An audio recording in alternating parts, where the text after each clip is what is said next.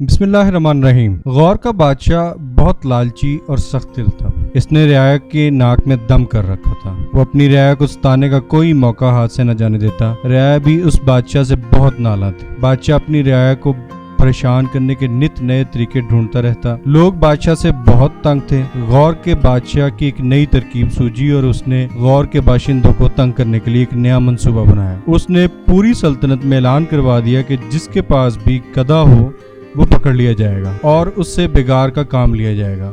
ملک بھر میں یہ اعلان ہوتے ہی لوگ افراتفری کا شکار ہو گئے۔ اس زمانے میں غریب لوگوں کے پاس سواری کے لیے گھوڑے نہیں بلکہ زیادہ تر گدھے ہوتے تھے۔ بیچارے غریب لوگ سفر اور بار برداری کے لیے گدھوں اور خچروں کا استعمال کرتے تھے۔ اس کے علاوہ کنویں سے پانی کا ڈول کھینچنے کے لیے بھی انہی گدھوں سے کام لیا جاتا تھا۔ اب غور کے باشندوں پر ایک نئی افتاد آن پڑی۔ غور کے بادشاہ نے لوگوں کو پریشان کر کے رکھ دیا۔ اب لوگ سوچتے تھے کیا کریں، کس طرح سے زندگی کا دار و مدار ان گدھوں کی مشقت پر تھا، وہ ہٹا کر ایک نئی مصیبت کو اپنے گلے لگائیں۔ گدھوں کو بگاڑ میں پکڑ لیا جاتا، وہ کیا کرتے ان کی سمجھ میں نہیں آ رہا تھا۔ وہ اپنے گدھوں کو ظالم بادشاہ سے کیسے بچائیں۔ ملک بھر میں اعلان ہوتے ہی بادشاہ کے کارندوں نے بگاڑ میں گدھوں کو پکڑنا شروع کر دیا۔ وہ دن بھر ان گدھوں سے مشقت لیتے، کھانے کے لیے بہت کم دیتے۔ چارہ کم ملنے کی وجہ سے گدھے بھوک اور فاقوں سے مرنے لگے۔ ایک دن بادشاہ اپنے ساتھیوں کے ساتھ بیٹھا ہوا تھا اور شکار کا جانے کا پلان تھا، منصوبہ تھا اس کا۔ بادشاہ کے ساتھ پورا ایک گروپ اور لاؤ لشکر تھا۔ وہ اپنے ساتھیوں کے ساتھ شکار کھیلتا ہوا جنگل میں آ نکلا اور جنگل میں بھی گھنے جنگل میں تھا۔ بادشاہ کو جنگل میں ایک ہرن دوڑتا ہوا نظر آیا۔ بادشاہ نے اپنا گھوڑا اس کے پیچھے لگا دیا۔ ہرن نے بادشاہ کو اپنی طرف آتے ہوئے دیکھا تو وہ بہت ہوشیاری سے لمبی لمبی چھلانگیں لگانے لگا۔ وہ بادشاہ کے قابو میں آ جاتا۔ اس سے پہلے بادشاہ نے کمان میں تیر جوڑا، ہرن اسی لمحے ایک لمبی چھلانگ لگا کر وہاں سے بھاگ کھڑا ہوا۔ بادشاہ جدھر جاتا ہرن اس سے آگے ہوتا۔ یہ دیکھ کر بادشاہ نے اپنے گھوڑے کو ایڑ لگائی اور ہرن کے پیچھے جانا شروع کر دیا۔ ہرن نے جب بادشاہ کو اپنے پیچھے آتے دیکھا تو جان بوجھ کر اور تیز بھاگا۔ یہ دیکھ کر بادشاہ کو بڑا غصہ آیا۔ وہ بھی گھوڑا سر پر دوڑاتا ہوا اس کے پیچھے جانے لگ پڑا۔ اب ہرن آگے تھا، گھوڑا پیچھے تھا، دونوں کی رفتار بہت تیز تھی۔ بادشاہ ہرن کو ہر حال میں پکڑ لینا چاہتا تھا۔ گھوڑا دوڑتے دوڑتے آگے ہوتے، کبھی پیچھے ہوتے، کبھی برابر ہوتے، اپنے ساتھیوں سے بادشاہ بچھڑ گیا اور دور نکل گیا۔ اسے اس بات کا احساس بھی نہیں رہا کہ اس کے ساتھی کہاں ہیں اور ہرن کے پیچھے بھاگتا ہوا وہ اس لمبی گھاس میں کہاں تک آ گئے۔ بادشاہ گھاس میں گھس نہیں سکتا تھا، ہرن گھاس کے درمیان میں کھڑا تھا۔ وہ ایک چکر کاٹ کر آگے بڑھا، ایک چٹین میدان تھا اور ہرن اسے گھاس کے باہر بھی دوسری طرف سے کہیں نظر نہیں آ رہا تھا۔ بادشاہ نے گھوڑے کو پلٹا اور یوں پلٹا کہ اپنے ساتھیوں کے پاس پہنچ سکے، لیکن وہ یہ دیکھ کر حیران تھا کہ اس کے ساتھی بالکل بھی اس کے قریب نہیں تھے اور دور دور تھے اور اس کے ساتھیوں کا نام و نشان نظر نہیں آ رہا تھا۔ بادشاہ بہت گھبرا گیا۔ اس نے سوچا کہ وہ اپنا سفر کسی نہ کسی سمت میں جاری رکھے۔ وہ گھوڑا دوڑاتا رہا لیکن ابھی اس کے ساتھی اس کو نظر نہیں آنے شروع ہوئے تھے۔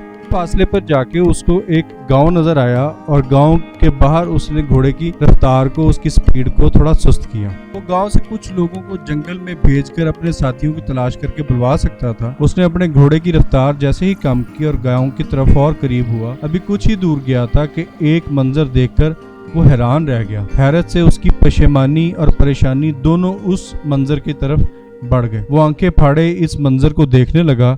اس نے دیکھا کہ ایک کسان اپنے گدھے کو بری طرح پیٹ رہا ہے۔ وہ گدھے کی ٹانگ پر زور زور سے ڈنڈے برسا رہا تھا۔ گدھا دلتیاں جھاڑتے ہوئے ادھر سے ادھر بھاگ رہا تھا۔ کسان گدھے کی ٹانگ سے ایسے ڈنڈے مار مار کے اس کی ٹانگ کو زخمی کر رہا تھا کہ وہ اس کے توڑنے کے در پہ تھا۔ بادشاہ سے رہا نہ گیا۔ اس نے گھوڑا آگے بڑھایا اور حیرانی سے کسان سے پوچھا، بھئی تم گدھے کی ٹانگیں کیوں توڑ رہے ہو؟ آخر اس کسان نے پوچھ ہی لیا، جبکہ جناب علی آپ کو کیا پریشانی ہے، میں اپنے گدھے کی ٹانگیں توڑوں یا جوڑوں، آپ کون ہوتے ہیں؟ بادشاہ نے بات کو ٹالتے ہوئے کہا، جس گدھے پر سواری کرتے ہو اسے ہی بیکار کرنے پر تڑے، کیا بیوقوفی ہے یہ؟ کسان نے بادشاہ کی طرف دیکھا اور بولا، لگتا ہے تم نے حضرت خضر علیہ السلام کا وہ واقعہ نہیں سنا جس میں انہوں نے ایک کشتی کے تختے کو توڑتے ہوئے बोला था। बादशाह ने जवाब दिया, सुना तो है, मगर कश्ती के तख्ते तोड़ने से गधे की टांग तोड़ने का क्या ताल्लुक। किसान ने कहा, हजरत खिज़र ने कश्ती के तख्ते तोड़े तो बिगाड़ से बच गए थे, इसी तरह मैं इस गधे की टांग तोड़ना चाहता हूँ। हमारे मुल्क का बादशाह पागल हो गया, ऐसा गधा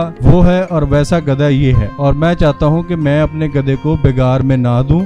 लोग उससे बड़े नाला हैं, ऐसे नालायक बादशाह को तो मुल्क बदर कर देना चाहिए। इसी दौरान उसके लश्करी भी वहां पहुंच गए। बादशाह को उसकी बातें सुन के जैसा गुस्सा आ रहा था ना, उसी के सामने उसी की बुराइयां, सख्ती से बोलना और गुस्ताखियां करना। बादशाह अगर चाहता तो लश्करियों को कहता किसान को पकड़ ले और उठा के साथ ले चले। अगर कोई और होता तो शायद इससे भी ज्यादा सख्त मौक़िफ़ अपनाता और कहता कि इसे यहीं मार दिया जाए। मगर किसान बिल्कुल ना घबराया उसके लश्करियों को देखकर। उसे पता चला कि ये तो बादशाह है, ये तो मौत की भी सजा दिए बगैर नहीं रहेगा। अगर मैं इसके हत्थे चढ़ गया, मौत तो आनी है, तो फिर क्यों ना जी भर के इसको भूल लिया जाए। उसने बादशाह को खरी खरी सुनाई और अपने दिल का गुबार हल्का किया। किसान ने आओ देखा न ताओ देखा, बादशाह को सुनाई जा रहा है, उसके 14 तबक रोशन कर दिए। लश्करी भी किसान की बेबाकी पर हैरान हो गए कि किसान को अपनी मौत से डर नहीं लगता। किसान का लहजा तलख से तलख होता जा रहा है, बातें वो सच्ची करता जा रहा है और सच्चाई का असर दिखाए बगैर नहीं रह सकता। किसान की बेबाकी सच्चाई ने बादशाह को हिला के रख दिया। बादशाह गुस्से में कुछ और रिएक्शन देता, रद्द-ए-अमल देता। बादशाह की अकल से पर्दे हटने लगे। बादशाह सोचने पर मजबूर हो गया, अगर ये किसान मुझ पर इतना तंग है तो बाकी लोग मुझसे कितने तंग होंगे। पहले जिस तरह से उसको गुस्सा आ रहा था, अब उसका गुस्सा कम होना शुरू हो गया और सारा गुरूर खाक में मिल गया और गुस्से की जगह उसके चेहरे पर नरमी आती चली गई। उसने किसान को सजा देने की बजाय उसने किसान को माफ़ी दी और अपने जुल्म से तौबा करते हुए किसान को इनाम दिया और अपनी उस पॉलिसी से कि गधे को बिगाड़ में लिया जाएगा उससे भी वापस हुआ और दीगर जितने भी सख्त किस्म के कवानीन थे उसमें भी नरमी बरती। ख़वातीनो हज़रात, इस मौजू से भी हमें मालूम हुआ कि कई दफ़ा हुक्मरान जिस किस्म के फैसले कर रहे होते हैं, हम उनकी हाँ में हाँ जब मिलाई जाते हैं तो उनको लगता है कि वो आसानी में है, इसलिए वो मामला बढ़ाई जाते हैं। लेकिन कहीं ना कहीं जहां अभी कुछ गुज़श्ता दिनों मैंने एक वीडियो देखी कि एक मरीज जो है उसके बच्चे जाके हॉस्पिटल में उसके हाथ में बिजली के बिल पकड़ा देते हैं और वो मरीज उनका वालिद होता है। वो ड्रिप लगी हुई हॉस्पिटल के अंदर साथ वाले बेड पे किसी नौजवान की मौत वाक़ हो रही थी। सारे डॉक्टर उसके आसपास खड़े थे लेकिन वो बिल की तरफ से अपनी नज़र नहीं हटा पा रहा था। इस तरह की कैफियत वाले जब हुक्मरान हमारे पर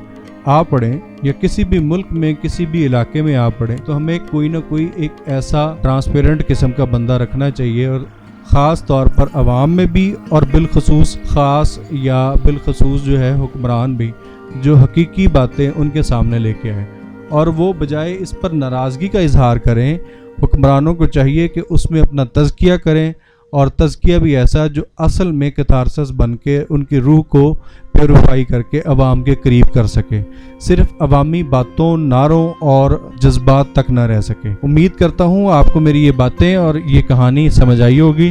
अल्लाह ताला मेरा और आपका हामी नासिर हो।